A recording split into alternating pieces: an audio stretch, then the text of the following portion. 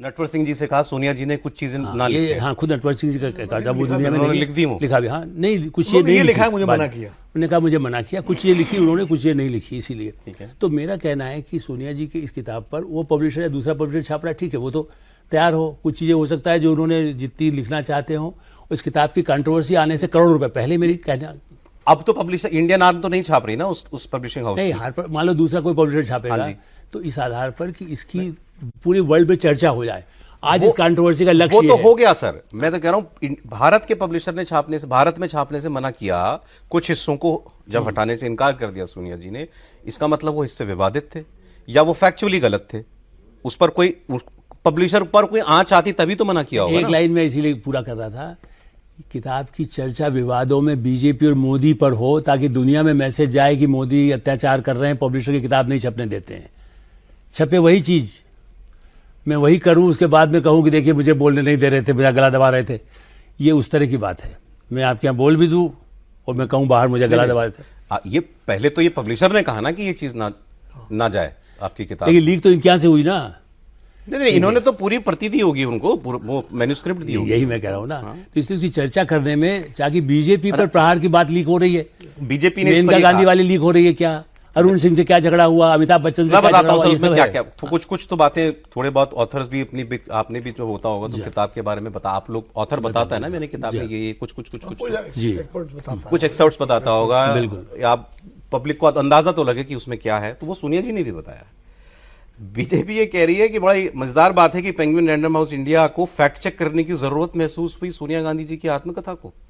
फिर वो लिख रहे हैं कि what exactly needed fact checking, किस चीज का फैक्ट चेक करना पड़ा प्रकाशक को। ऑथर्स मेमोरीज, उन्होंने अपनी याददाश्त से जो बातें बताई वो क्या फैक्चुअली गलत थी, और the blurred line between fact and fiction, क्या सोनिया जी ने फिक्शन को फैक्ट बना के लिखने की कोशिश की, ये बीजेपी पूछ रही है। सर मैं जब थोड़ा, दर्शक कहेंगे कि आप बता ही नहीं रहे कि किताब में क्या है, मैं बता देता हूँ आपको किताब के बारे में थोड़ा थोड़ा जो है वो कुछ एक लोगों ने कांग्रेस के लोगों से बात करके लिखा है।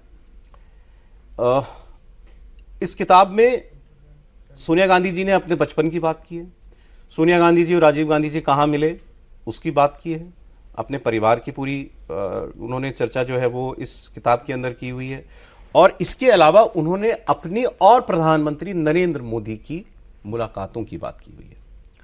अब उनकी और प्रधानमंत्री की मुलाकात तो जब मोदी जी प्रधानमंत्री बन गए, ऑफिशियली अगर देखें तो एक बार हुई है। अच्छा। बाकी कई बार हुई है, जैसे स्पीकर के यहाँ बैठ गए, वो तो सेशन खत्म public होने के बाद। अन्यथा 1-to-1 functions- जो मीटिंग थी, 1-to-1 नहीं, इनफैक्ट उसमें मनमोहन सिंह जी भी थे। तो पीएम निवास पर ये सोनिया गांधी जी और मनमोहन सिंह जी गए थे और पीएम थे वहाँ पे, तकरीबन 45 मिनट तक वो बैठक चली 2015 थी। की बात है। प्राइम मिनिस्टर बनने के बाद ही हुआ ना। 2015 की बात पर्पस ये था कि जीएसटी को लेकर पीएम मोदी सबको आउटरीच कर रहे थे, तो वहाँ मनमोहन सिंह जी और सोनिया जी दोनों को बुलाया गया था। ठीक है। इसके अलावा 1-to-1 नहीं, जैसे स्पीकर के यहाँ बैठे हैं वहाँ मुलाकात होगी। 2023 में आपने देखा कि सोनिया जी के पास जाकर उन्होंने पूछा कि आपकी किसी तबीयत कार्यक्रम कैसी में है? मिल गए। हाँ, तो मोदी जी से उनकी मुलाकात की बात जिक्र उन्होंने किया है। मोदी जी ने उनको जर्सी काऊ कहा था गुजरात में 2004 की रैली में, इसका जिक्र उन्होंने किया है। इसके आगे पीछे क्या क्या हुआ ये सब उन्होंने बताया होगा। और इसके अलावा इस किताब के अंदर उन्होंने आरएसएस की बात की है। आरएसएस ने कैसे संस्थाओं पर कब्जा किया उनके मुताबिक, वो उन्होंने उसकी बात लिखी हुई है।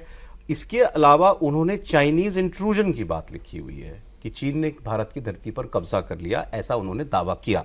शायद इस चीज को फैक्ट चेक करने की जरूरत पड़ी हो, ये मुमकिन है।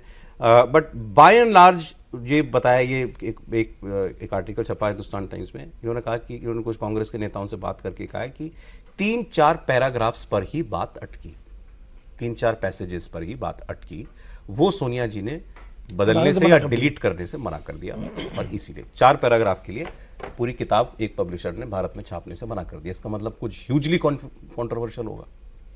नहीं, मुझे एक चीज थोड़ा सा ये इसका जवाब नहीं मिला कि उसी पब्लिशर की एक शाखा उसको छाप रही है हाँ, दुनिया भर में और दूसरी शाखा मना कर रही है। तो फैक्ट चेक अगर होगा, अगर मान लीजिए जैसे एक लीगल इशू आता है कि मैं किताब लिख रहा हूँ और मैंने किताब लिखने के बाद पब्लिशर को दिया, तो पब्लिशर ये कहता है, भाई साहब भी सही कह रहे थे कि भाई उसको ये रहता है कोई लीगल इशू ना आए।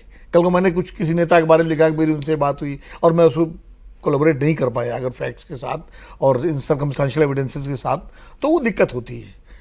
तो उसमें वो फैक्ट्स अगर भारत के पब्लिशर को उसी कंपनी के गले नहीं उतर रहे हैं और उसको लग रहा है कि अगर ये छप गए तो हो सकता है हमको कोई विवाद, कंट्रोवर्सी फेस करनी पड़े या हमको लीगल चैलेंज हो जाए, लेकिन अगर वो बाहर के पब्लिशर छाप रहा है तो लीगल चैलेंज तो उसमें भी हो सकता है।